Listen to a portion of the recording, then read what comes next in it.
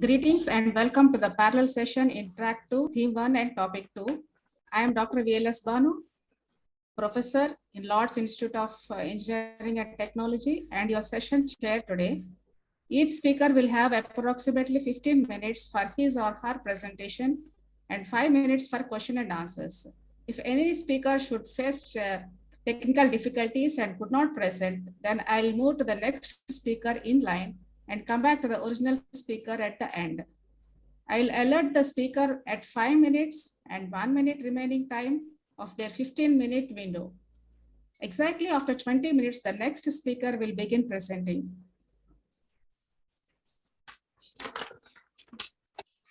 Dr. T. Porcelvi is the first speaker. I would like to brief about her. She is professor in SSEC, India.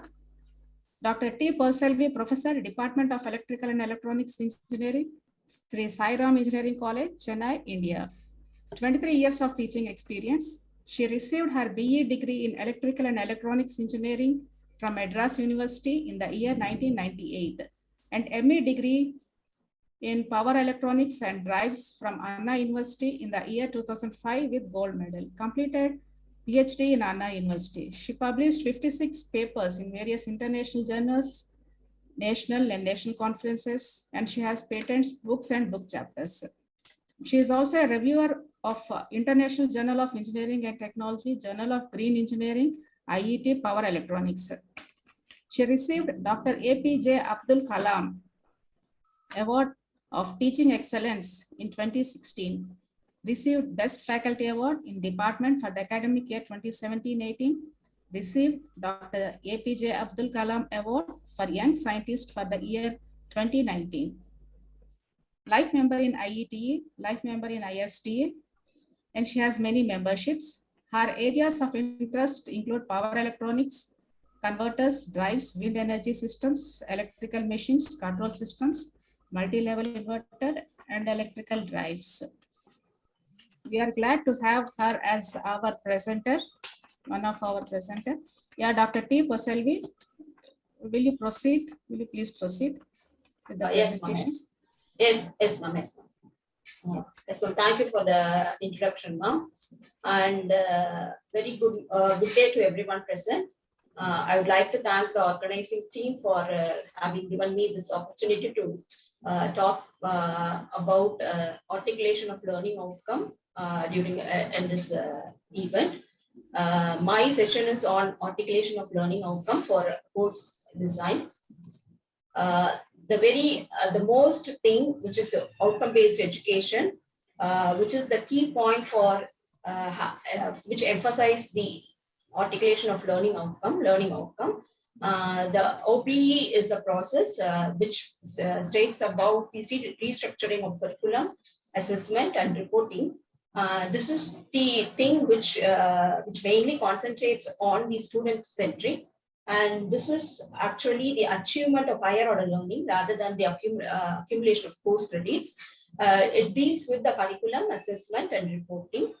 And also the main parameters which are used for outcome-based education are graduate attributes, program educational objectives, program-specific outcomes, and learning outcomes. Now let us move on to the articulation of learning outcomes. Learning outcomes, they are the measurable statements that describe at what level the learners will be at the end of the process of learning. It describes an intended result of instruction rather than the process of instruction. And it has the potential to improve the curriculum and quality of higher education. And it also describes a specific task, measuring and reporting on learning achievement.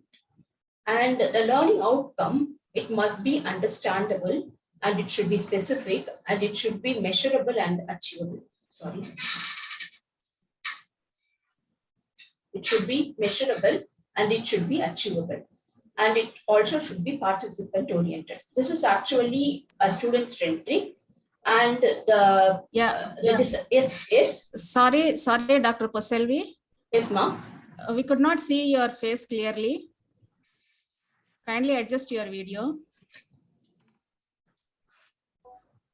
think some lighting issue is there. Just remove your background image.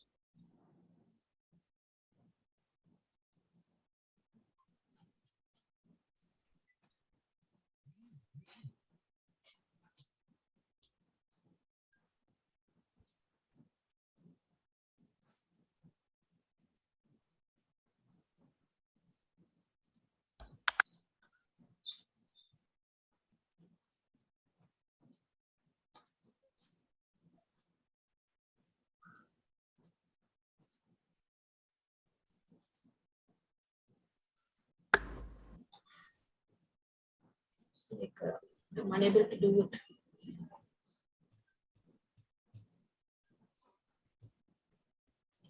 Mom, I'm unable to do it, Mom. Okay, proceed. It's bit better now. Okay.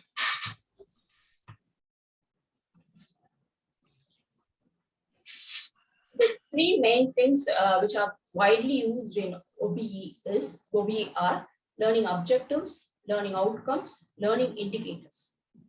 The learning objectives are teacher or instructor centric. These are the goals set by the instructor, and they describe what an instructor can do, what an instructor wants to do, and it provides the structure to teaching learning process.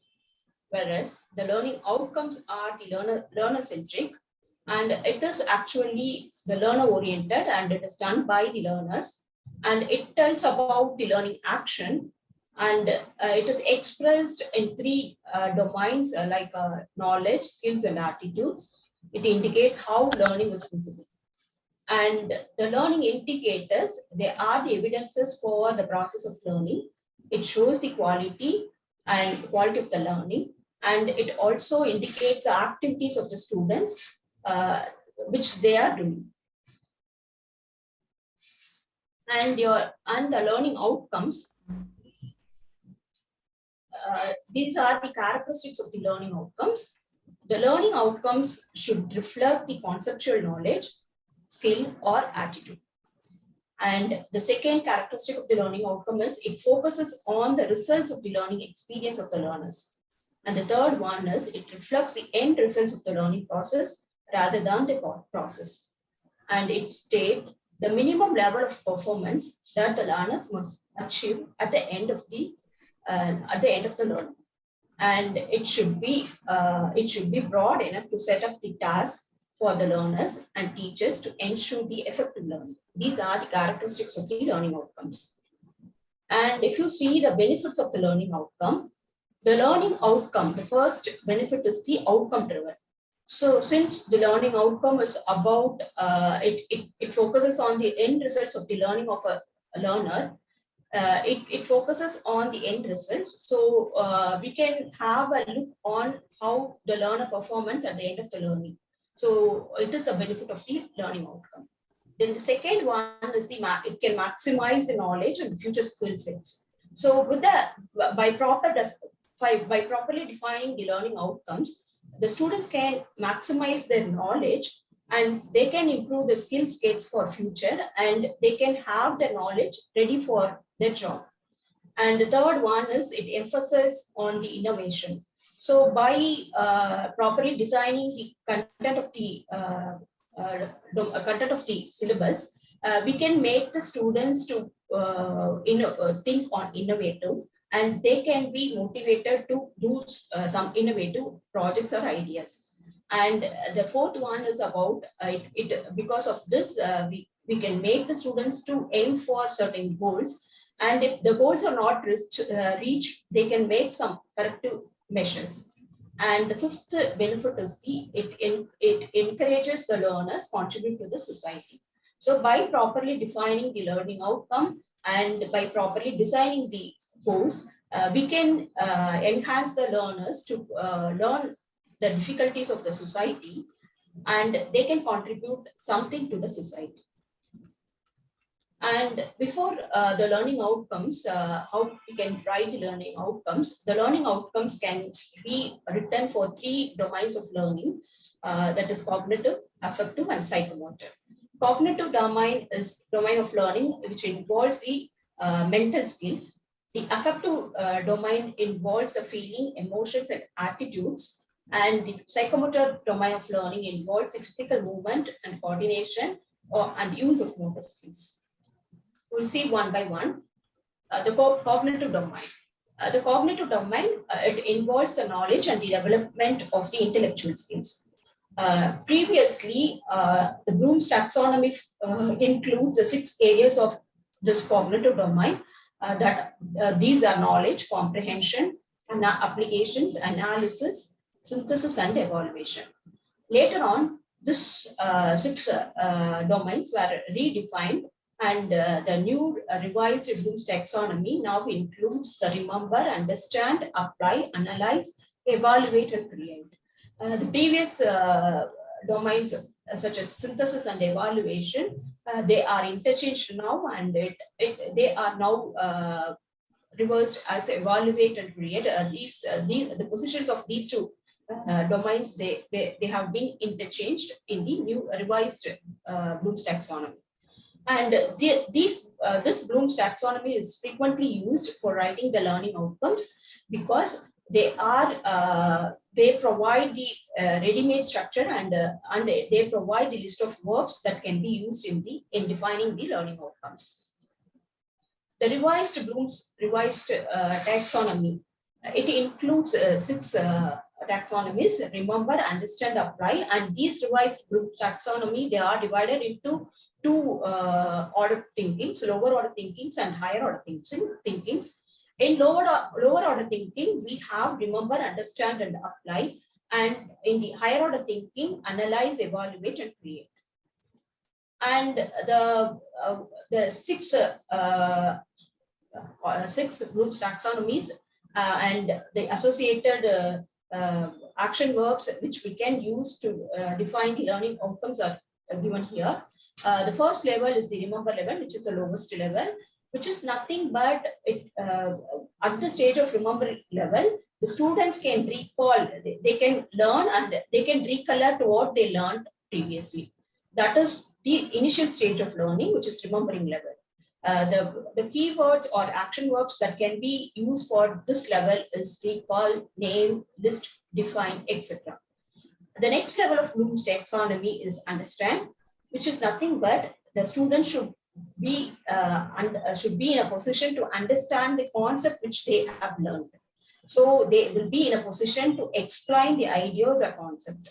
The action verbs which can be used are explain, demonstrate, review, describe, interpret. The next level of taxonomy, Bloom's taxonomy, is apply. The students, after learning a concept, he must be in a position to apply the same concept in the practical situation. That is the level of apply. So the associated action verbs for this level is solve, use, compute, execute, articulate. So these are some of the action verbs that can be used for this apply stage. Then the next, these 3 are in the lower order thinking. The analyze, next level is the analyze, which is that the students can break down the information they have gathered, and they can group them in a components so that they can analyze or evaluate the situation. So the action verbs associated are distinguish, organize, examine, contrast. The next level is the evaluate. At this level, a student can judge the values or the ideas, and they will be in a position to justify or judge. So the action verbs are justify, judge, review, rate, predict, etc. Then the highest level of this is the create.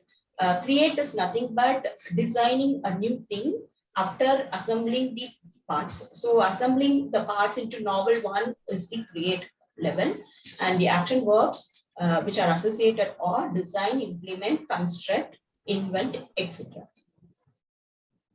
The next domain of learning is the affective domain.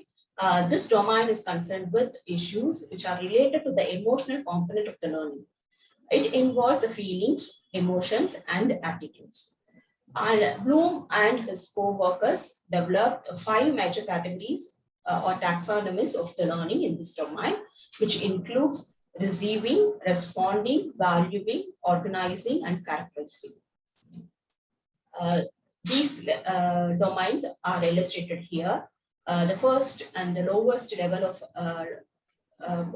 domain in this domain, affective domain, proposed by the Rothwald's taxonomy, Rothwald's, is receiving. So receiving is nothing but it is the ability or willingness of the learner to receive some information from the lecture or from any other activity which is happening. So this is the receiving lowest level. We can use, choose, describe, follow, or these things for defining the learning outcome at this term, at this level. The next level is the responding. This is nothing but not only the learner will receive the information, but they will also actively participate in the structure in the learning. So this is your responding, which can be defined in terms of participate, aid, complies, conforms, etc. Valuing is the next level of this affective domain.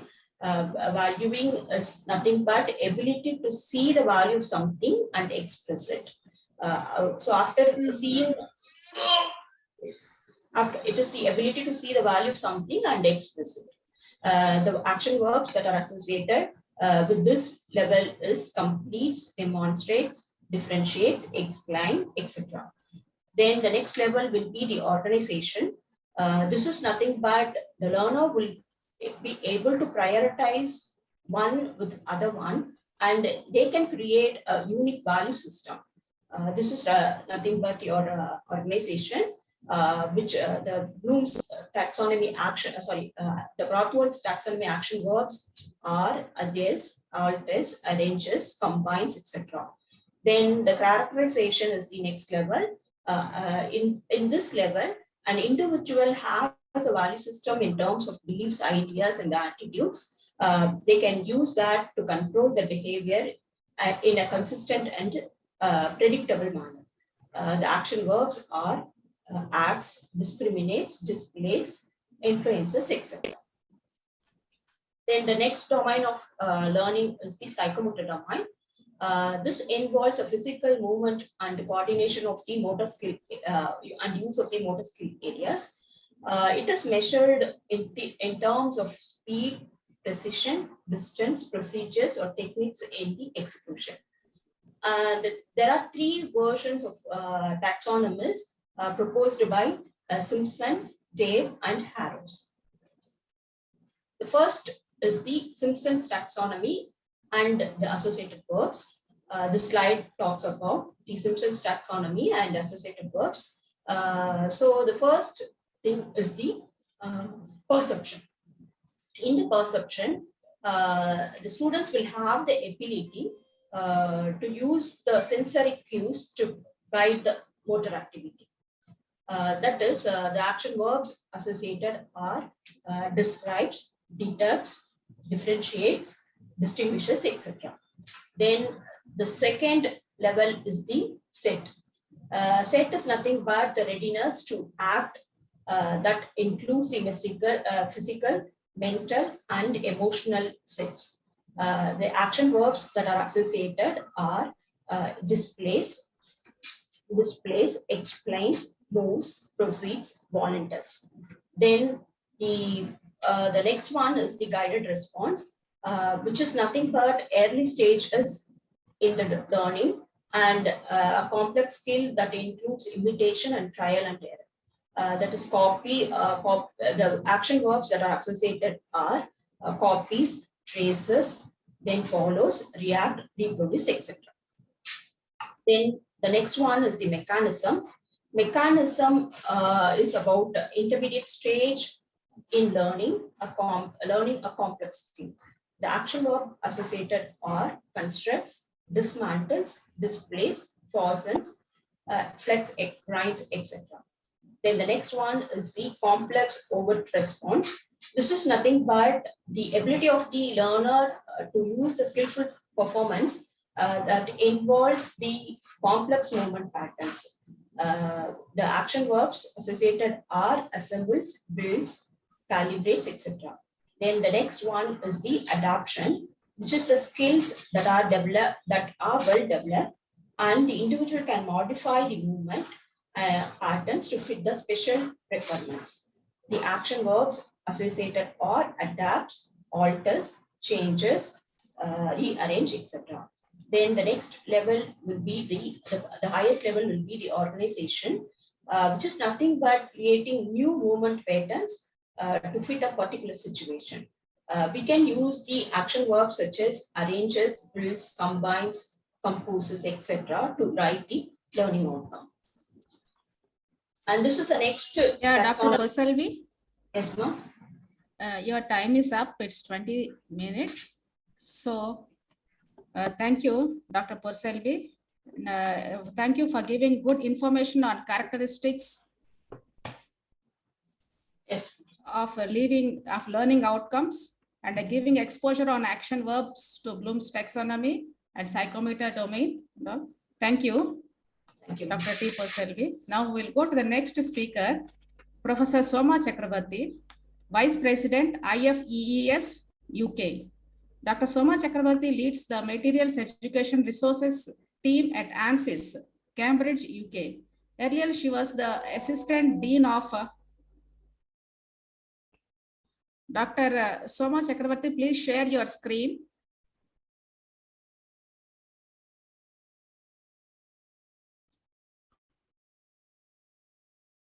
Earlier, she was the Assistant Dean of Summer Term at the University of Wisconsin-Madison, Director of Continuing Studies at the University of Delaware, and the Director of Center for Engineering and Interdisciplinary Professional Education at the University of Kansas.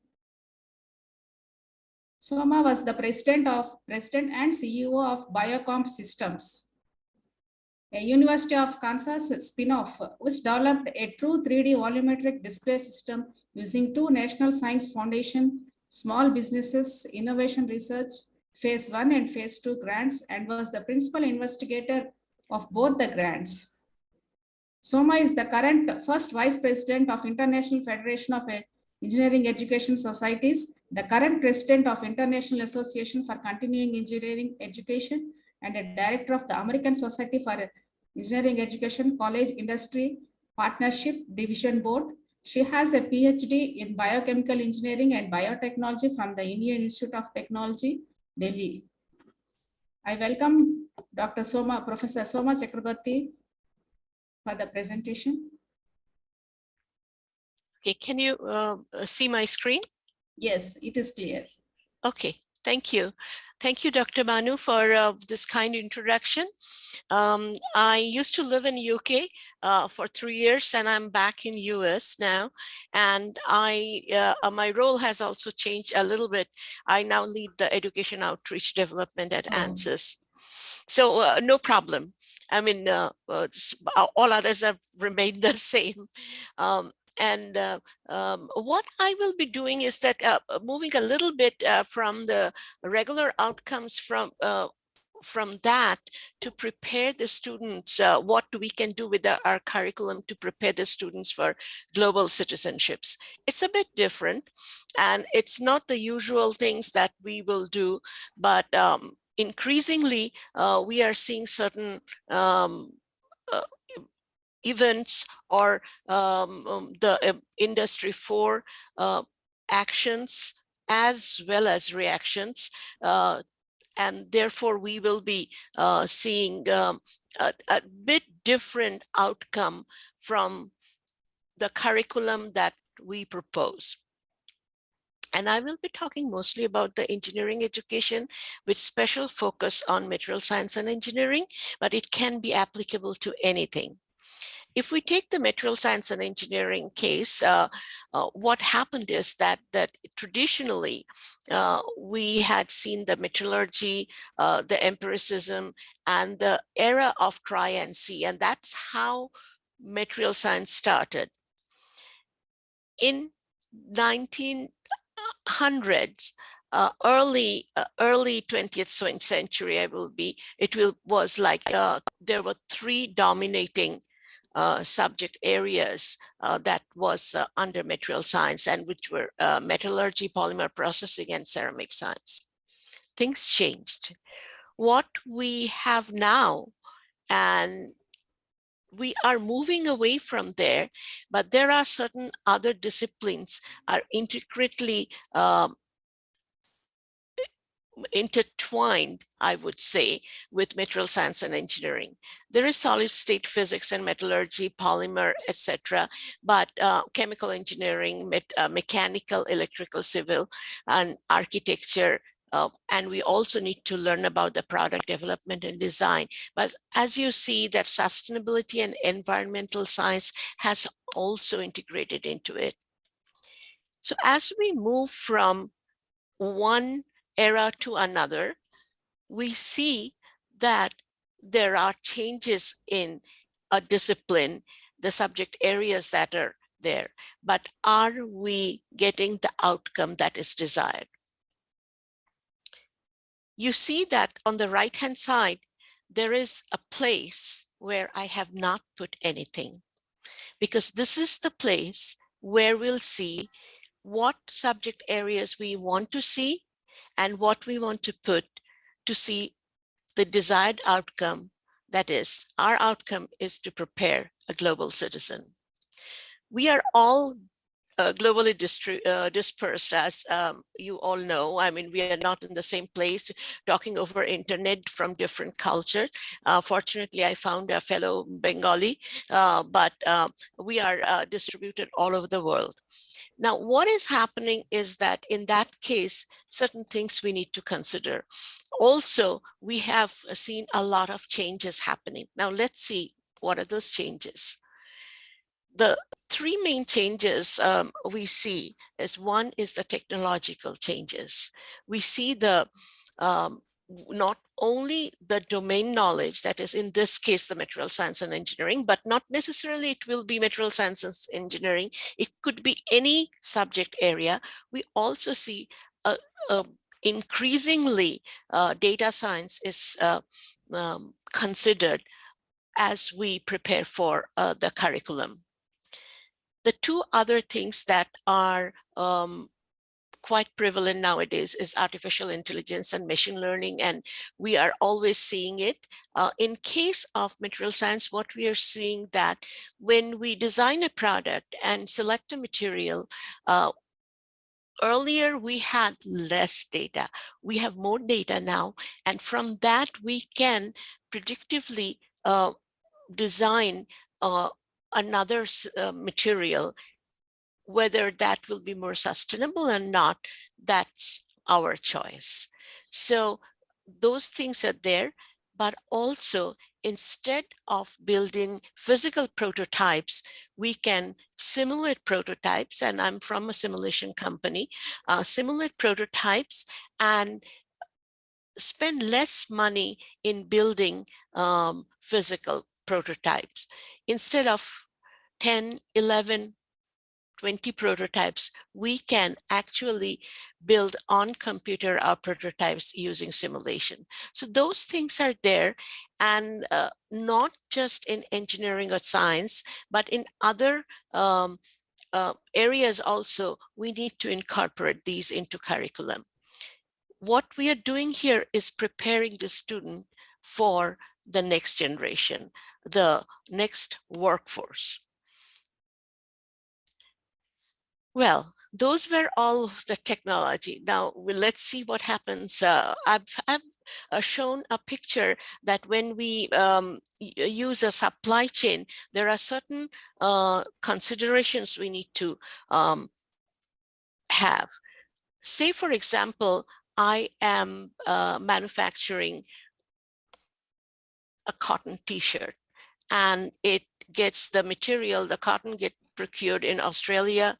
It gets made in Bangladesh or India, and then it is transported to, say, another country, but using a carrier of, say, Panama, and then it is used in Switzerland. And after 3 years, it is getting reused in another country, say, for example, Kenya. It's just an example. But as we consider all of these countries, each country has certain geopolitical issues, certain regulatory issues, export control issues, and the economic considerations. So we cannot alienate these considerations when we are thinking of the entire process, the supply process, the manufacturing process, transportation, use, and reuse.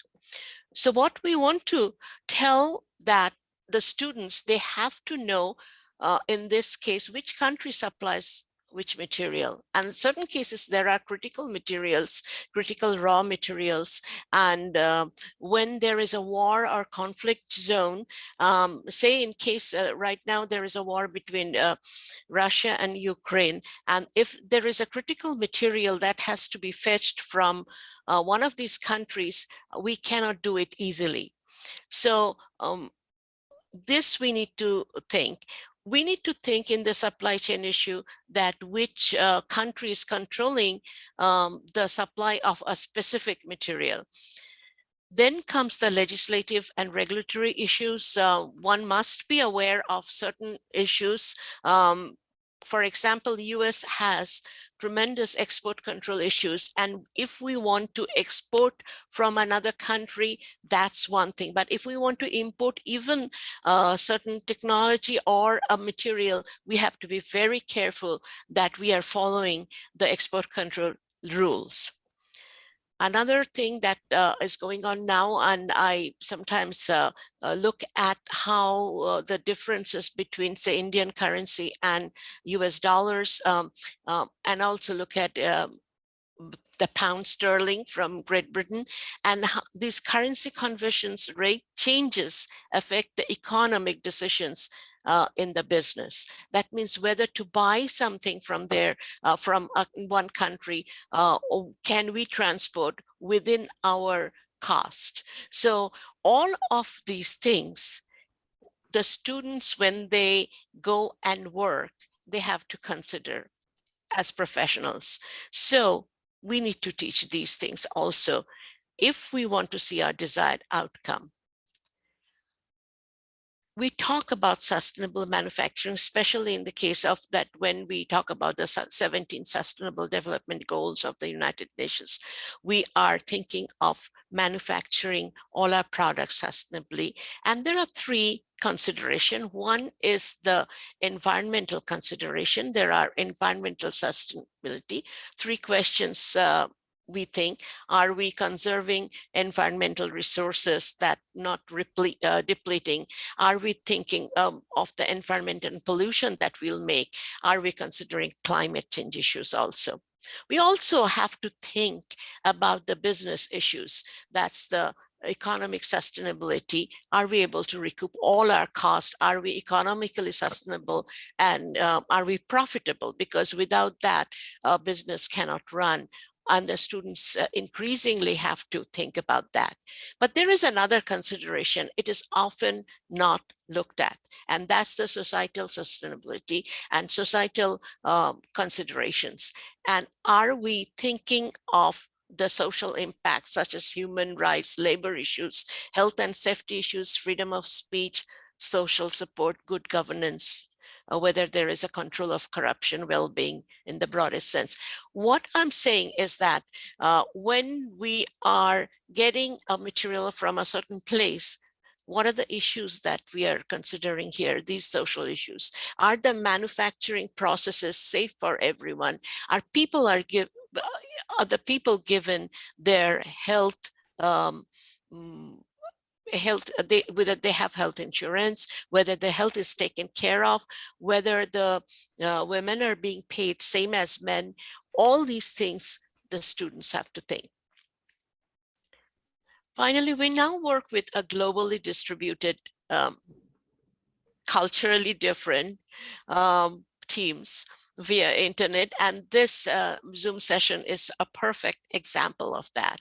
So if we think of that, I mean, many of I'm in US, some of you are in India, some of you are in Bangladesh and in other parts of the world, and every day I interact with several people in my team, and most of the time, I would say 90 to 95% of the time, we are not in the same place. We are distributed all over the world, and we are constantly handling the time zone difference, the cultural difference, and even our accents are different. Then we think differently because our cultural orientation is different.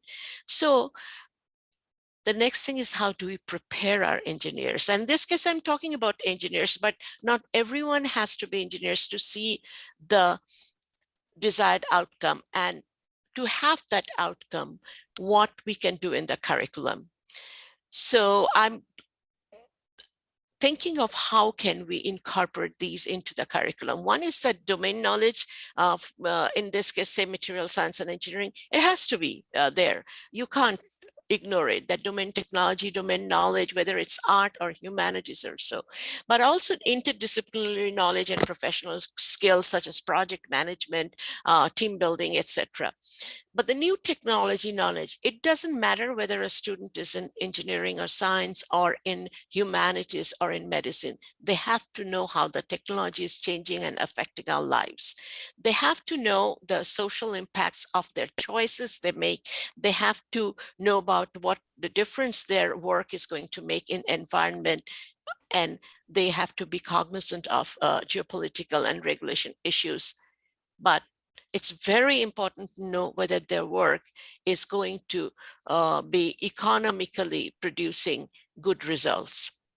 And they have to have cross-cultural knowledge.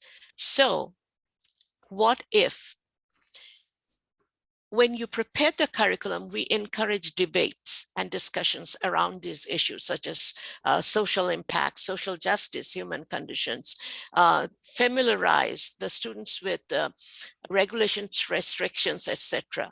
And then we also teach them where to find what, so that they can design their products. We very carefully assign problems to teach them about the diversity in the world and how people are different in their thought processes.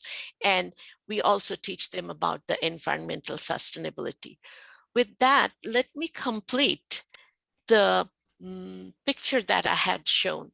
Remember, I had shown this engineering has evolved over time. Let's see what has happened in material science and engineering, that we are here in this this wheel of interdisciplinary domain, but we don't know what's going to happen. But now we know, now that we talk. So what are the two systems thinking in preparing global citizens? It has to consider the technology advances such as data science, machine learning, artificial intelligence. It has to think of project management, cross-cultural training, the team building, etc. It has to have the domain knowledge. It has to think of the environmental sustainability, the people issues, the geopolitical issues, and certainly the economics. These have to be in the curriculum if we want to see the global citizens as our outcome of the curriculum. So with that, I want to thank you. This is my LinkedIn address, and please feel free to contact me on my LinkedIn. Thank you. Thank you, Dr. Professor Soma Chakrabarty.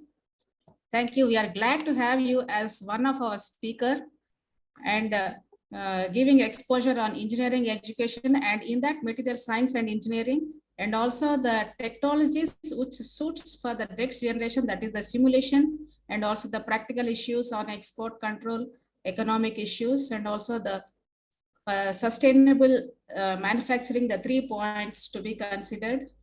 Thank you, Professor Soma Chakrabarty. And we'll move to the next speaker, Dr. K. Shashidhar. Dr. K. Shashidhar, will you please share, share the screen? Okay. Associate Professor, JNTU, India. Dr. K. Shashidhar has more than 20 years of experience in the field of teaching and research. He is currently working as a professor in the Department of Electronics and Communication Engineering, completed PhD from Geetham University, MTech in VLSI System Design from JNTUH. At present, working as Associate Professor in the Department of Electronics and Communication Engineering at Guru Nanak Institution's Technical Campus, Ibrahimpatnam, affiliated to JNTU. Worked for the Nottingham Trent University, UK for a period of 4 years. Published 19 papers in SCI, ESCI, Scopus, reputed journals and international conferences. Authored 3 books and published 7 patents. Working as BOS member and AICTE IDEA Lab Guru. Attended 8 FDP's lab from various reputed institutions and FDP on IDEA lab. I welcome Dr. K. Shashidhar. Please proceed with your presentation and make it full screen. Yeah, already made, madam. Is it visible? Yeah, it is visible. It is not full screen, but press F5. Is it okay now? No, it is not full screen. Wait 1 minute.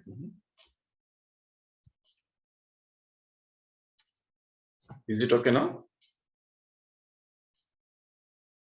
No, not it. From my side, I can see it as a full screen.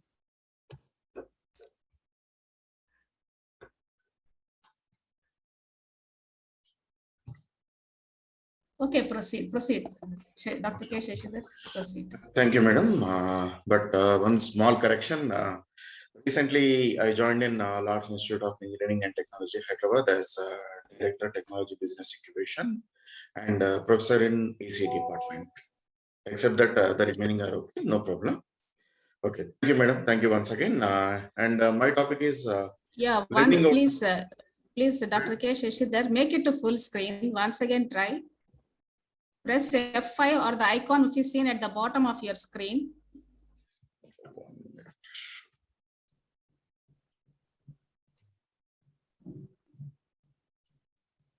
Because I'm using full screen, madam, actually.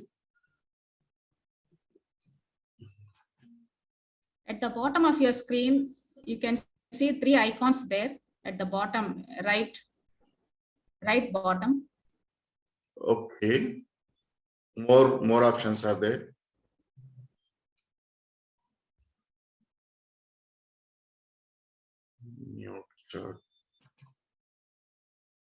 No more options I can see.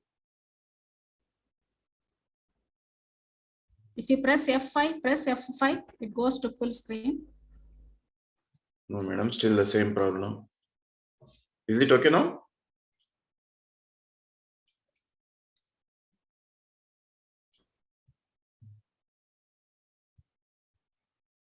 I think this problem is due to his previous version of the PowerPoint.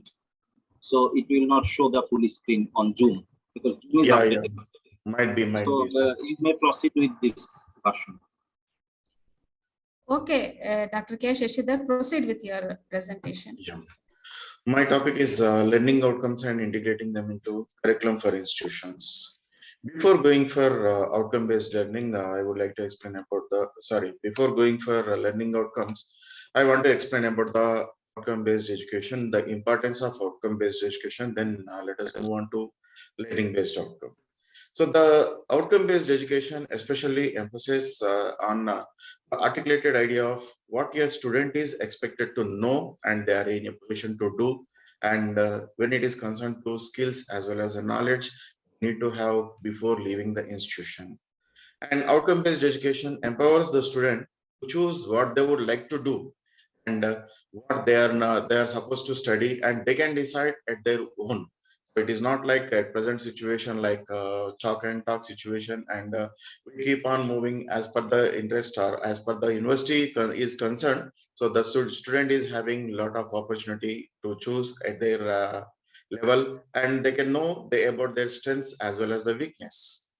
Outcome-based approach is completely student-centered, which focuses on what the students can know and what actually they can do, and they can focus especially whatever the areas they are interested, and they can move beyond the curriculum also. Now, in outcome-based education, purely depends on Bloom's taxonomy level, as Poselvi Madam explained. And here we'll be having 6 levels of abstractions like remember, understand, apply, analyze, evaluate, as well as create. So here the lowest level will come under the remembering. So when we have some topics like definitions and everything, so which is in terms of mugging up, and there is no possibility for going beyond that. So such type of things will come under the remember, and we can define them with define, duplicate, list, memorize, repeat, as well as a stage. And when we are in a position to, when the student is in a position to understand the things with some examples, then it will come under the understand. So that's why here we can see classify, describe, discuss, etc. And then the student must be in a position to apply these ideas or these description so that they can solve the problems and they can utilize it for some other application. So then it will come under the apply. So execute, implement, solve, as well as demonstrate. And once the knowledge or thing is applied, then they need to analyze that with respect to the other concepts also. So for that purpose, they need to compare with the existing systems and the present systems, and they need to distinguish and they need to examine the content, whatever they did from the apply part. So that's why here you can observe the connection among ideas. So where we will be having especially related Dr. to K. Shashi there. Madam, Dr. K. There is no slideshow. no slideshow. Yeah, slides are not updated. 1 minute, madam. Let me share once again.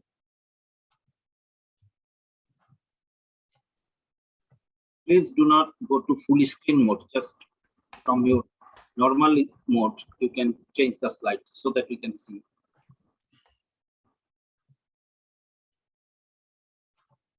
Is it visible, sir? No?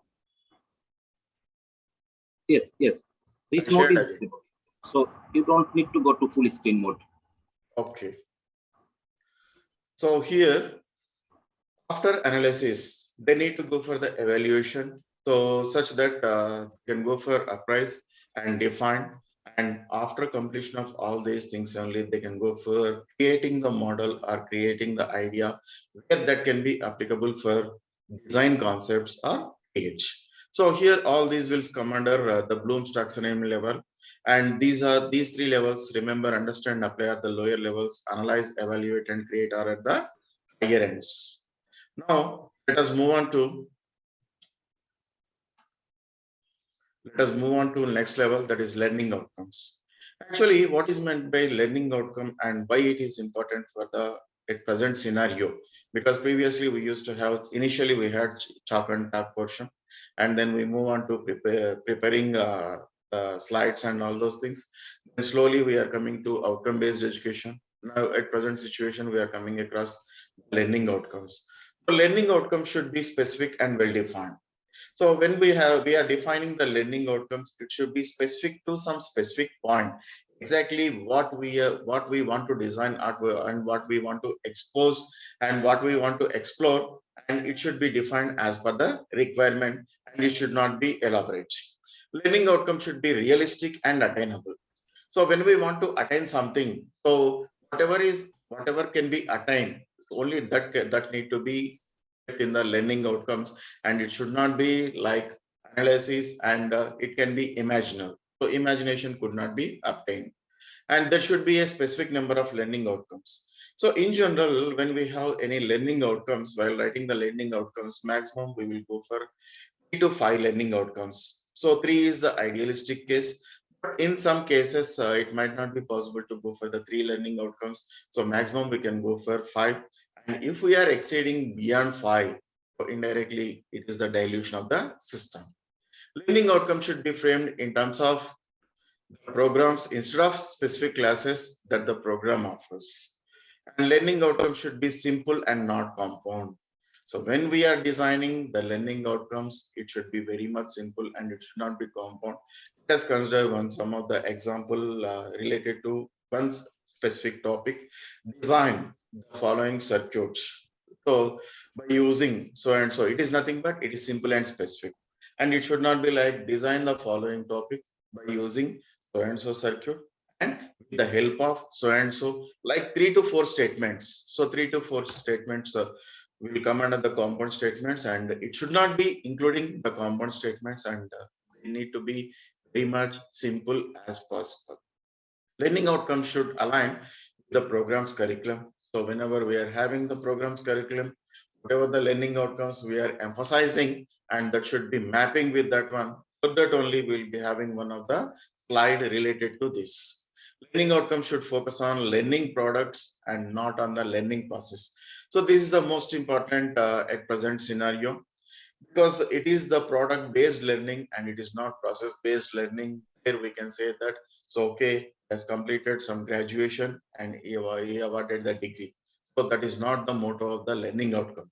So it is a product based learning.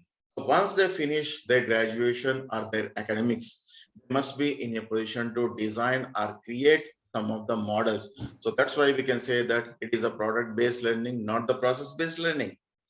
Outcomes developed in the plan need to be consistent with the curriculum goals of the program in which they are taught. And in order to attain all these things, we are preparing a matrix, which is called as a curriculum map, in which learning outcomes are plotted in one of the column and learning outcomes as the another column. So here, if you look at the curriculum map, here we are having the learning outcomes as well as the course numbers. Course numbers I have not specified because the course numbers can be any number, like English, mathematics, M1, and applied physics, and all those things when you are going for the engineering stream, like that. And here, learning outcomes. So whenever we are having the course number, that can be coming under 3 different modes. That is nothing but introduction of the course and reinforcement of the course, as well as the emphasis on the course. So here, whenever we are having any of the course, they may come any one of these under, otherwise it might not be applicable. So drawing such type of curriculum is nothing but it is called as a curriculum map. So here our topic is learning outcomes integrating into curriculum. How we can integrate these learning outcomes into curriculum is the most important thing.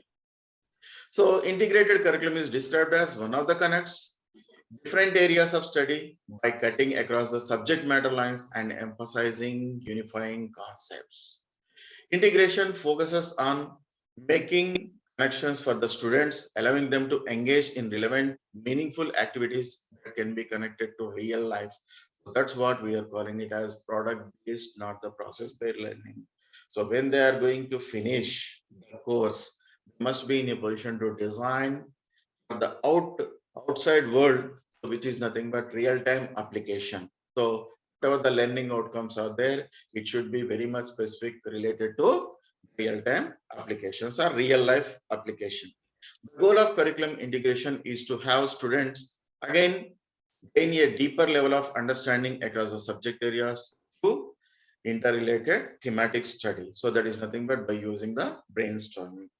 And again, here I will be showing some of the other models, that is outcome-based education, integrating curriculum model. So here, whenever we are having outcome-based education and in how it can be integrated into curriculum model. So let us consider one of the problem statement is there.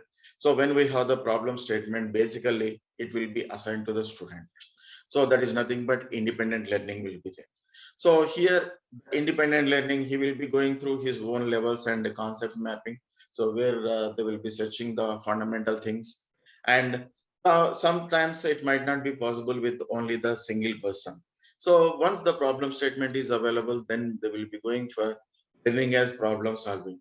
So they will be concentrating on the construction, that is the knowledge and how to solve the problems.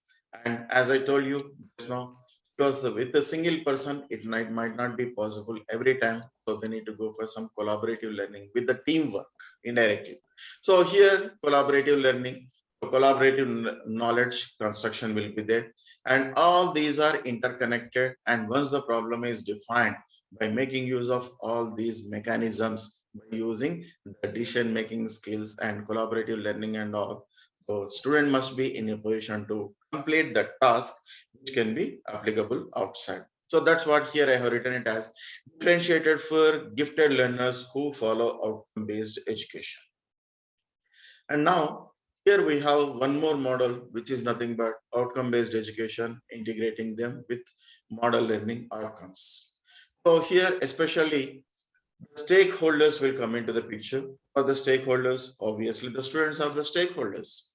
So here, whenever we are having modified goals, because previously just only getting the certificate is the important one, but in present scenario, getting certificate is not at all sufficient.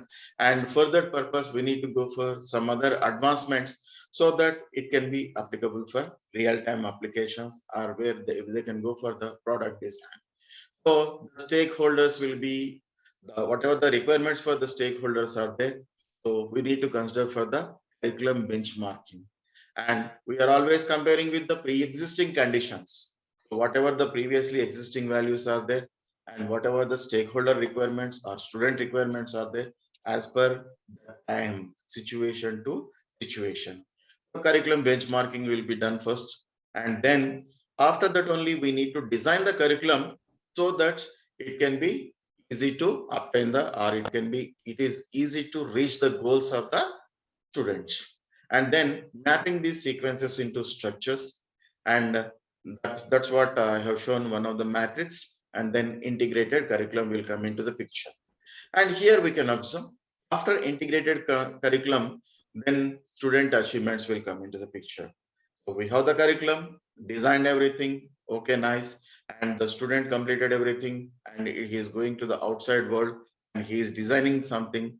So whether the student is able to reach the goals as per the requirements. So if anything goes wrong, or if anything is missing or anything is messy, again, it will come back to curriculum benchmark, so that we need to go for the advancements from year to year. So that's what I can say, that time to time. And gradual development and institutional changes, it will also affect all these mappings. And similarly, we have one more model, which is nothing but integrated curriculum model. So especially the integrated curriculum model, it is a combination of 3 different modes.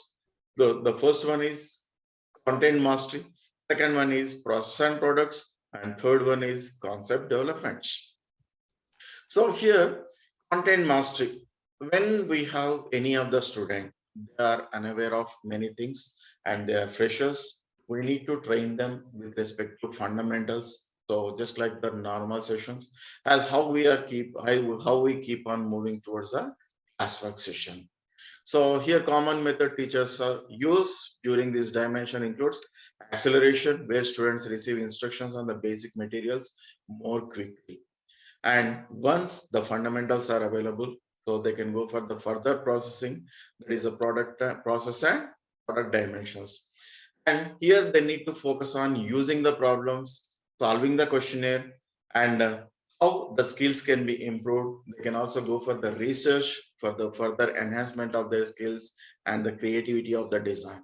But in order to go for creativity and all these designs, so they need to go for development, which is called as concept development.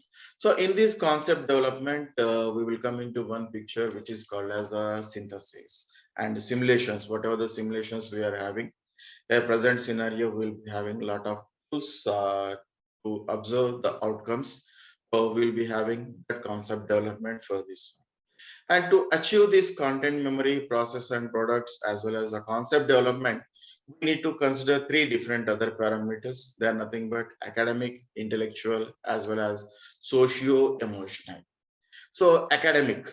So academics will come into picture, that is advanced content knowledge. So that can be obtained by using process and product, where they are going for the research, and concept based with universal themes and encouraging research. And intellectual. So here the student or the learner, whoever it may be, must be in a position to go for processing the skills, that is increasing the skills, and they need to go for the complex designs and creative designs. And while designing all these parameters, socio-emotional will also come into picture, because when the product is designed, it has to be launched into the market, and they must be in a position to develop it for further processing and everyone, so that everyone can use. So for that purpose, the collaborations will come into the picture with the higher end models, and the student ownership over learning and products will come into picture, and building confidence through independent learning also will come into the picture. So all this is about learning outcomes and how that can be integrated to curriculum. Thank you. Thank you, Dr. K. Shashidhar. Thank you for giving Thank you. exposure to Bloom's taxonomy, action verbs, and also the learning outcomes integrating into curriculum, and also model learning outcomes and integrated curriculum model. Thank you so much. Thank you, madam. Yeah, we'll move on to the next speaker, Dr. Shah Murtaza Rashid, Associate Professor, UAP, Bangladesh. Dr. Shah Murtaza Rashid Al Musad is currently working as an Associate Professor at the Department of Computer Science and Engineering, University of Asia Pacific, Dhaka, Bangladesh, with 21 years of teaching experience. He did his PhD in computer science from IIC University of Technology, Phnom Penh. He received his MSc and BSc in computer engineering in the specialization of computer intellect systems and networks from the Kharkiv State University of Radio Electronics, Kharkiv, Ukraine. His current research interest includes wireless body sensor networks, wireless sensor networks, GRID computation, cloud computing, IoT, expert systems, fuzzy logic, artificial intelligence, and neural networks, physical computation and thermodynamics, reversible logic, and quantum computation. He has published around 40 research articles in reputed journals and conference proceedings of his field. He serves as a TPC member of numerous conferences. Besides that, he also serves as a reviewer for various conferences and journals. Dr. Musad has an excellent expertise on building continuous quality assurance and improvement system based on outcome-based education. He served as an active member for the Development and Quality Unit for the College of Computer Science and Information Systems at Nazran University, Saudi Arabia, for getting Saudi National Accreditation for Program and Institutions, NCAA and ABET, accreditations for the CS and IS programs. At present, he is actively involved in Program Self-Assessment Committee of CSE UAP. He is a program evaluator of BAET IEB Bangladesh. Currently, Dr. Musad is a member of multiple academic and scientific Institute of Engineers, IEB, member of International Association of Computer Science and Information Technology, member of International Internet Society, member of International Association of Engineers, member of World Academy of Science, Engineering and Technology, and life member of Soviet Alumni Association. Dr. Musad receives scholarships and several rewards and awards during his studentship and professional life. Yeah, Dr. Shah Murtaza Rashid, will you please proceed? Thank you. Am I audible? Yes, yes. Okay. Thank you, Dr. Banu, for... Make it to full screen. Yes, I make it full screen.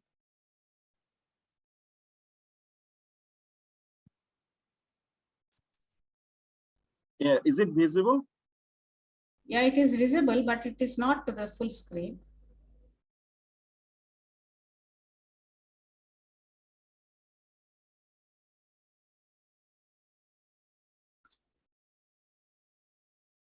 Is it okay now? Yeah, now it is okay, fine. Okay, thank you. Thank you, Dr. Banu, for your great contribution for today's session. This is Dr. Shah Murtaza Rashid Al Masur. I am an associate professor and head, Department of Computer Science and Engineering. And currently, I am the Deputy Director of ICPC World Finals Dhaka 2022. Today in this session, I am going to present the topic titled Developing Program Outcome-Based Assessment Plans Using the Performance Indicators and Curriculum Mapping. So this time outline that you see here, performance indicators based program outcomes assessment using the rubrics. So what is outcome-based education actually. The father of OBE, William Spatty, mentioned that outcome-based education is a system that should demonstrate what the student be able to do at the time of graduation, and even after 3 to 5 years after graduation, what we expect from the from our graduate or alumni. So in this picture, if you see that when students get enrolled in the academic institutions, after some process, 3 to 4 years, we get a graduate from the institution, and then they go for their career development and professional life. However, all these process should be under some outcome-based education process, and that is why I entitled my presentation topic is outcome-based assessment of program outcomes using performance indicators. So suddenly there are some questions are usually asked when we are talking about outcome-based education. So what do we want to students to learn? Sometimes why do you want them to learn it? How can we best help students to learn it or to achieve it? How will you know that they have learned or achieved what we want? And how do you close the loop, which is called as continuous quality improvement process? So mainly there are several outcomes that we want to focus on it. So namely CLOs, at the end of the semester, what we expect from our students from any course, PO or SO, program outcomes or student outcomes. So at the end of the program during graduation, what we expect from our students at the time of graduation, and also program educational objectives, which is called as PEOs. So after 3 to 5 years after graduation, what we actually want from our graduate. So all these outcomes we want to measure from our competent students and graduates. However, there are some questions may arise that program outcomes or program learning outcomes are very abstract and very abstract according to Washington Accord or ABET. And for that reason, this type of program outcomes is very difficult to measure.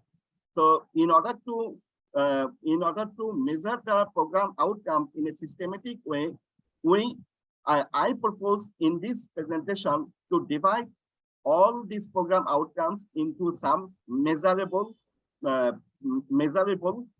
performance indicator, which is mentioned here, that programs outcomes according to Washington Accord and ABET or others accreditation agencies are very generic and abstract, high-level goals, and sometimes very difficult to measure directly. Hence, in order to make program outcomes or student outcomes measurable, in this presentation, I propose to define performance indicators for each of the program outcomes that should be more specific and measurable.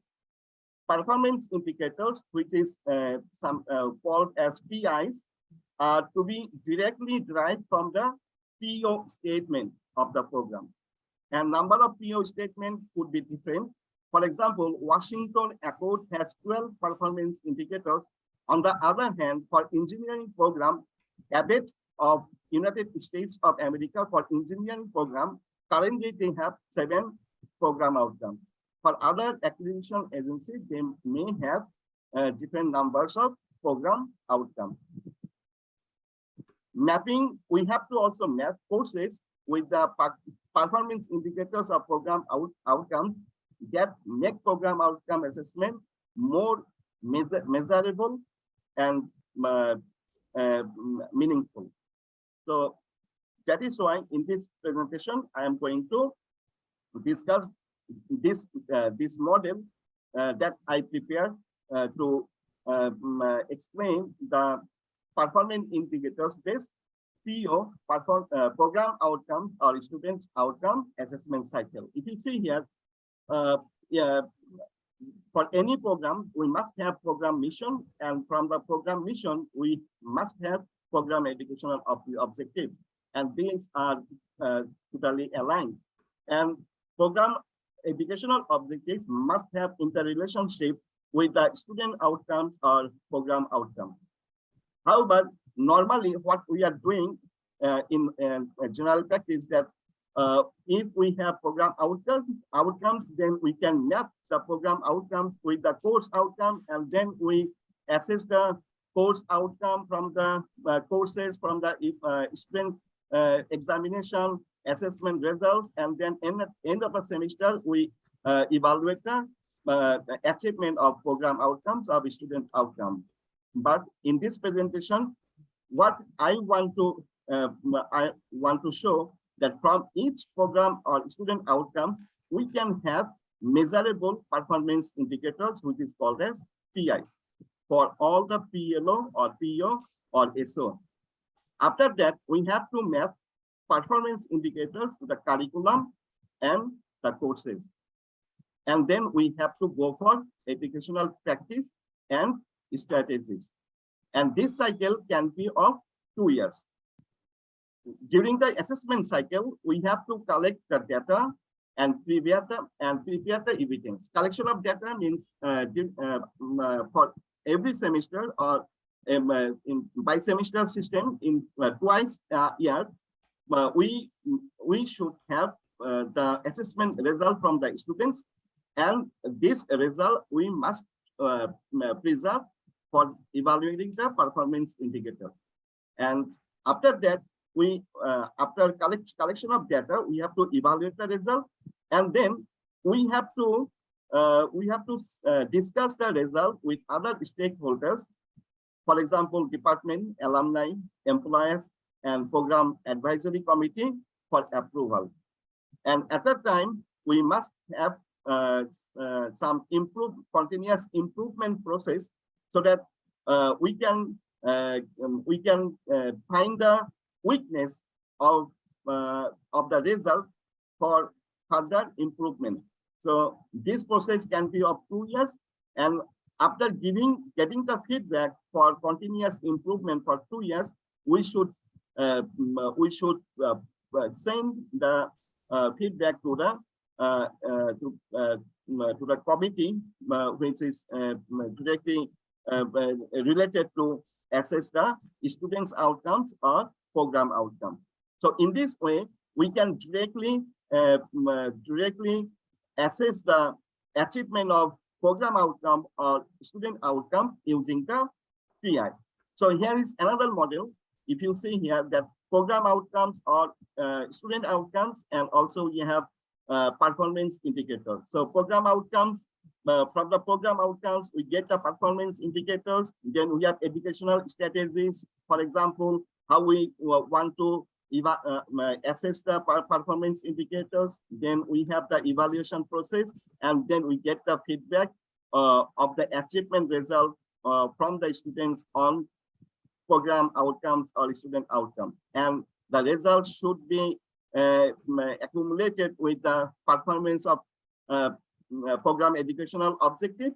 And this and the third portion, the assessment process using the course outcome or course learning outcome. This is a normal process that we are practicing. So for direct assessment of the program outcomes, we can use the performance indicators, and also we can use the course learning outcomes that we are normally practicing in this in our outcome-based education system. Other than this, we may have indirect assessment process, and the stakeholders are employers, can be alumni, or also exit students.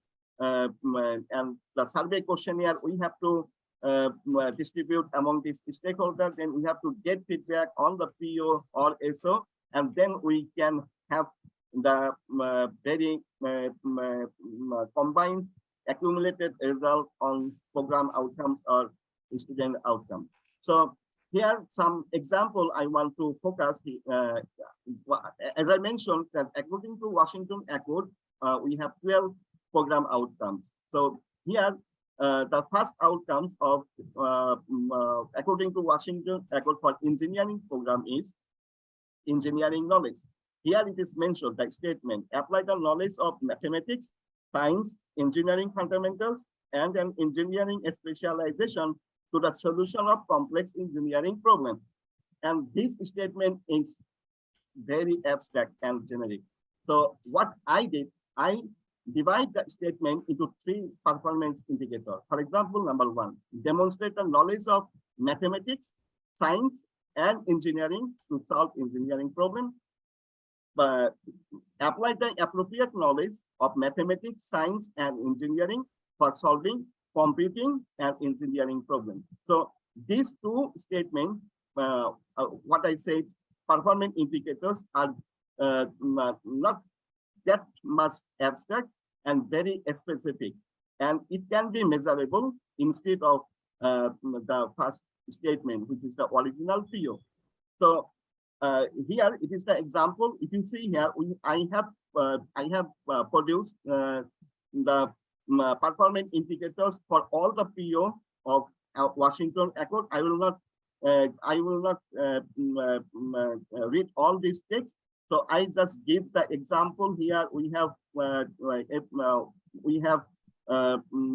prepared performance indicators for all the PO here. In this, I want to just give example of PO9, which is POI according to Washington Accord, which is individual work and teamwork. It is mentioned here, the statement, function effectively as an individual and as a member or leader of diverse team, as well as in multidisciplinary setting. So these statements I found very abstract. So what I did, I divide the total statement into some sub-statements, which is called performance indicators. For example, number 1, accomplish team duties and contribute to work in a multidisciplinary team environment. Number 2, effective communication with other team members. Number 3, perform relevant research and gathering information.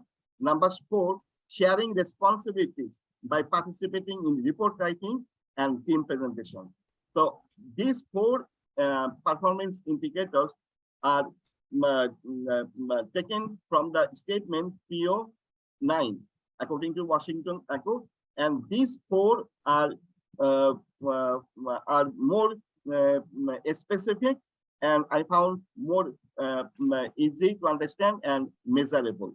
I give another example. For example, the POJ, which is PO10 according to Washington Accord, which is communication.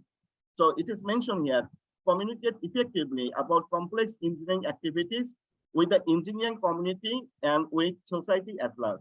Be able to comprehend and write effective reports, design documentation, make effective presentation, and give and receive clear instruction. So this statement is very compound statement and sometimes very difficult to measure. What I did, I divide the total statement into some sub-statement, which is called as performance indicator. For example, writing technical reports, preparing assignments, homework, etc. Prepare multimedia presentation poster, delivery of oral presentation, participate in technical discussion.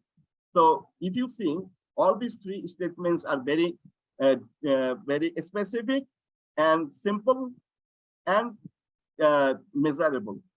So if you see, we have other program outcomes or students outcomes according to Washington Accord, POK, and also we have POL. So this I prepared, these performance indicators I prepared using the POs. Okay, so here how to measure or how to assess all these performance indicators. So I give one model here.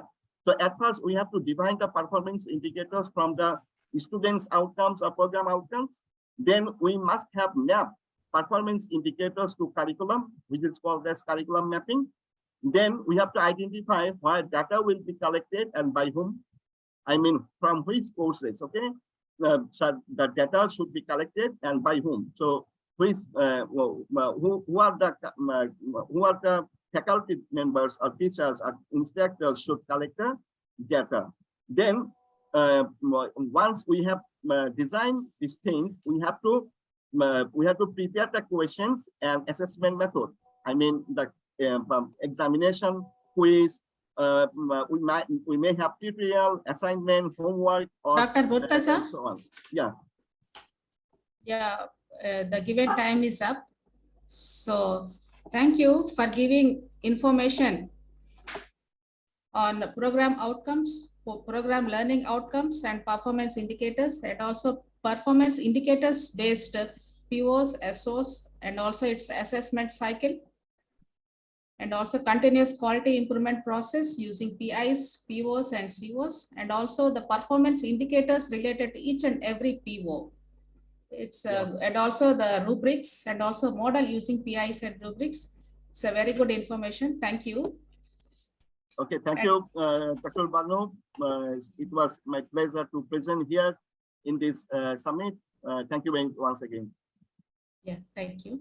And we'll move on to the next speaker, Professor Mohabul Haq Bhuyan.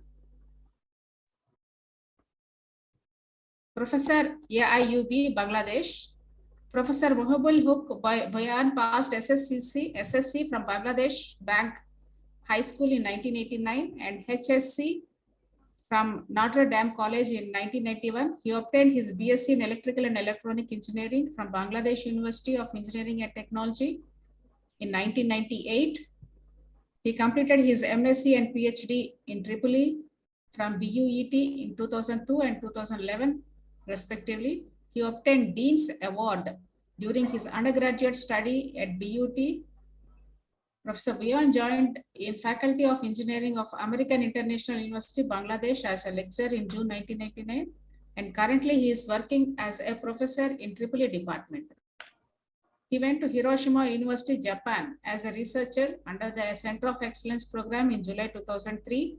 After returning to Bangladesh, he joined the Department of Electronics and Telecommunication Engineering of Daffodil International University as a senior lecturer in January 2005. He became assistant professor in July 2005. He was the head of the ETE department from July 2005 to August 2008. He moved to Presidency University as an assistant professor in the Department of Electrical and Computer Engineering in 2010.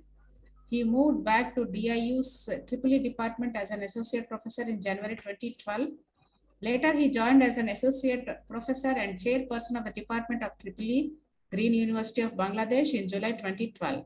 He became professor in August 2013 and proctor in June 2014. Professor Bhuyan joined the Department of EEE of South University in December 2015. He was the chairperson of the EEE department from March 2016 to March 2021. He was appointed by the Honorable President of the People's Republic of Bangladesh as a treasurer of SEU for 4 years on 13th November 2018. Professor Bhuyan has published over 60 journals and 50 conference papers at national and international levels. And he is a co-author of a book titled Speeches of BAS Presidents. This is a certificate as a Best Professor in Electrical Engineering for demonstrating exemplary leadership in the professional field. His research interests include semiconductor device design, modeling and process simulation, power electronics, control systems design, biomedical electronics, OBE, engineering education, etc. Yeah. Professor Bhuyan, please proceed with your presentation. Thank you, Dr. Banu, for your nice introduction for me. So welcome all of you to the Global Virtual Education Summit 2022. This is my topic of presentation, course outcome preparation and question setting based on Bloom's taxonomy. As Dr. Banu said, I am Professor Mohibul Haq Bhuiya, working in the Department of Electrical and Electronic Engineering as a professor of AIUB in Bangladesh. So this is the outline of my presentation: introduction to OBE, definition, types, etc., domain of teaching, learning, course outcome preparation, question setting using Bloom's taxonomy, and conclusions. So this is OBE related summit. So I have also set some outcomes for this session. That is, after completing this session, the participants will be able to prepare course outcomes for mapping with the program outcomes and prepare the outcome-based questions following the Bloom's taxonomy. So this is introduction. Education is all about making a person good human being.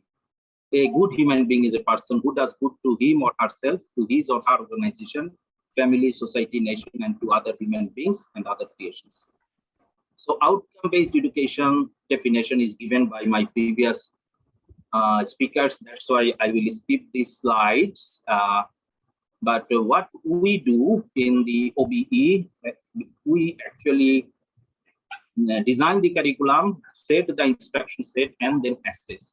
So assessment is very important part, and to assess the students, we need to measure the student outcome. That is how much outcome students have achieved during our educational process. So what is called outcomes? Outcomes are the key things that the student should understand and be able to do, or the qualities they should develop in themselves. So the keys to having an outcome-based education system are developing a clear set of learning outcomes or course outcomes, and establishing conditions, environment, and opportunities within the system that enable the students to achieve those outcomes.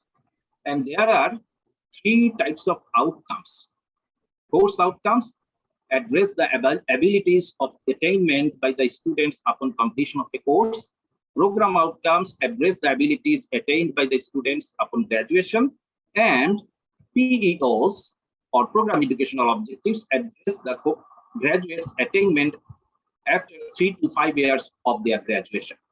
So we need to design the COs and measure these COs so that the POs and PEOs can be attained by our graduates.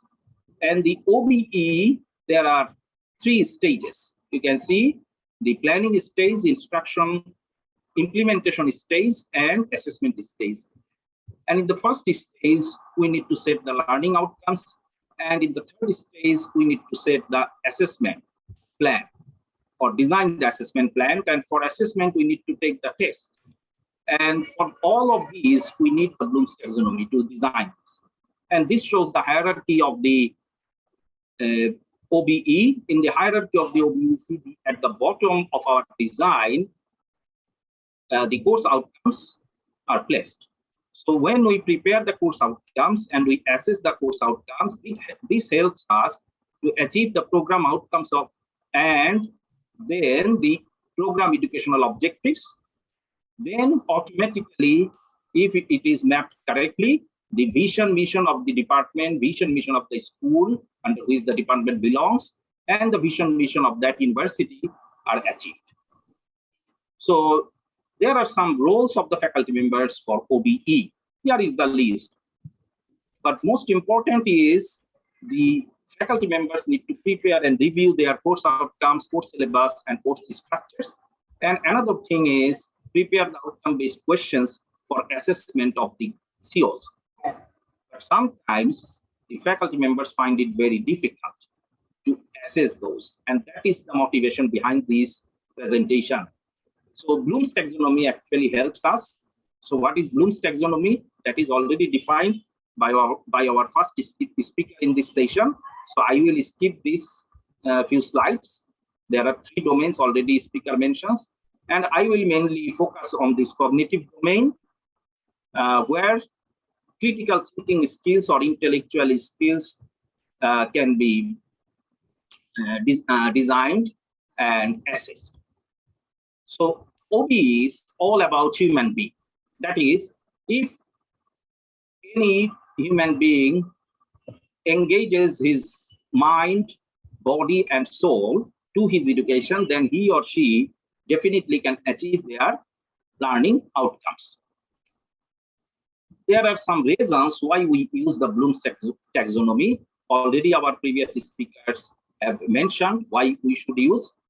The main thing is we can plan, select, and deliver appropriate teaching learning instructions. We can select and design valid assessment tasks and strategies, and we can ensure that instruction and assessment are aligned with the objectives or outcome. And also, based on that, we can take the feedback and then revise or review the curriculum. So the cognitive domain is focused on intellectual skills, such as critical thinking skill, problem-solving skills, and creating a knowledge base. So based on this, we can design our questions. Already our previous speakers also mentioned that after devising the Bloom's taxonomy, it was previously in the gerund or noun form, and then Bloom's student Anderson and his partner Kurzweil revised it into the verb form in 2001. So we now use this revised form of Bloom's taxonomy in the cognitive domain. So there are 6 levels. In the first level, we see it is remember. In the second level, it is understand. Third level, it is apply. Fourth level is the analyze. Fifth level is the evaluate. And sixth level is the create. And out of these 6 levels, first 2 levels, we actually say these are the lower order thinking skills. And in the first level, the learner must be able to recognize, recall, retrieve, identify something that he or she learned previously. In the second level, the learner must be able to interpret, restate, describe, or summarize, infer, etc., a concept or ideas that he or she learned previously, using his own or her own words. So these are therefore called the lower order thinking skills. Now there are higher order thinking skills. In this level, learners need to apply his thinking skills. And in the first level of the higher order thinking skills, that is in the apply level, the learner must be able to implement, use, carry out, apply, or execute a concept or ideas that he or she learned previously into a new situation or in an unprompted use of an abstraction. In the analyze level, the learner must be able to compare, organize, deconstruct, etc., a concept or ideas that he or she learned previously. In the evaluate level, the learner must be able to check, hypothesize, critique, experiment, judge, or test that he or she learned previously, about the decomposed parts or values or materials or components based on some criteria, standards, or guidelines. So in the create level, learner must be able to design, construct, plan, execute, invent, devise, or make something new material or structure or concept or meaning from diverse elements or components based on the concept or ideas that he or she learned. So there are 4 knowledge dimensions. Factual knowledge, the basic elements a student must know to be acquainted with the discipline or to solve a problem in it. Second one is the conceptual knowledge dimension, the interrelationships among basic elements within a larger structure that enable them to function together. Procedural knowledge, how to do something, methods of inquiry, and criteria of using skills, algorithm, techniques, methods. And in the metacognitive knowledge, the knowledge of cognition in general, as well as awareness of and knowledge of own cognition. Now, if we map these 4 knowledge dimensions into the 6th level of the cognitive domain, then we can have some words that can characterize how the remember level factual knowledge or conceptual level, conceptual dimensional knowledge in the remember level. Using these words, we can identify, and there are lots of words in the jargon. So we can see this. And here are some examples, but I will not describe because of the time limitations. All of these have some examples. From here, you can see what type of actions you can expect or what type of outcome we can design based on these 4 dimensions of knowledge and 6 levels of the cognitive domain. And here are some list of action verbs you can see for 6 levels. So we do not need to memorize all these things. We just need to have a list in front of us while we design our course outcomes and prepare our questions. You can also have some types of graphical representation of the action verbs of different domains. But the selection of the right action verb is very important to ensure that students are engaged in higher order learning. So Bloom's taxonomy has a great influence while defining the course outcomes to identify the appropriate action verbs corresponding to the desired order of learning. Now come to the question, what is called course outcomes? Outcomes are the evidences of achievements of goals or objectives. The course learning outcomes, or simply the course outcomes, are the statements that describe the abilities, qualities, knowledge to be attained by the students upon successful completion of a course at the end of an academic session, like a semester or a term. And it shows the significant and essential learning that the learners achieve and can demonstrate at the end of a course in a particular term. So these are the characteristics while we should look for while designing or preparing the course outcomes. We should focus on what we want the student to be able to do. We should lead to the attainment of the program outcomes. That is, the course outcomes should lead to the attainment of the program outcome. We should emphasize on the learner's ability to do something while preparing our course outcomes. Outcomes are definite and intended to be measured. And each course must have 4 to 6 course outcomes. But we can increase, but not at least not less than 4. This is my personal recommendation.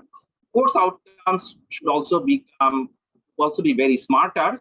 So it should be specific, related to the academic discipline, and learners should know what to achieve. It should be measurable, and learners should know what is expected from this CO. It should be attainable, must be achievable by the learners. It should be relevant, must be aligned with the mission, vision of the course and program or institution. It should be time-bound. That is, learners should achieve it within a definite time period or deadline. It should be evaluated. Learner must know that their activities are going to be evaluated, and also it should be rewarding. That is, a good grade may be a reward also. While designing the course outcomes, we should avoid some of these unmeasurable action verbs like understand, appreciate, know, be familiar with, this. And what are the basic components or structure of a course outcomes? A course outcome must have an action verb, a condition, and a standard. So action verb is the deciding factor of the Bloom's taxonomy level. That is, it tells about the order of learning of the students while engaged in achieving the course learning outcomes. And condition states under which the context behavior occurs, and standard tells about a specific performance criteria. So I can show some examples how we can use only the action verb. That is, poor action verb is like this. After completion of this course, students should be able to design a research. It may be better if I can use the condition, for example, design and carry out experimental and correlational research. So condition is experimental and correlational. Best one can be design and carry out experimental and correlational research that it yield valid results. So yield valid results. This is the standard. The result should be valid. Otherwise, research design will not be a good one. Another example, design a voltage divider circuit that I take from our electrical circuit course. Better one may be a design a voltage divider circuit using DC sources. There we use action verbs and conditions. Best one may be a design a voltage divider circuit using DC source to get at least 50% of the source voltage at the output terminal. So here you can see both all action verbs, conditions, and standards. 3 are used. Here is another example, compute the current of a circuit, only action verb is used. Better one, compute current of a circuit having this. Professor Muhabul Haq Buyan. Yes. Yeah, we are running, it's 20 minutes up. So thank you for giving the outline on the outcomes, 3 types of outcomes, PEOs, COs, POs, and also the hierarchy of OBE and the roles of faculty members, and also the Bloom's taxonomy pyramid and the knowledge dimensions. Thank you very much for sharing your ideas, views with us.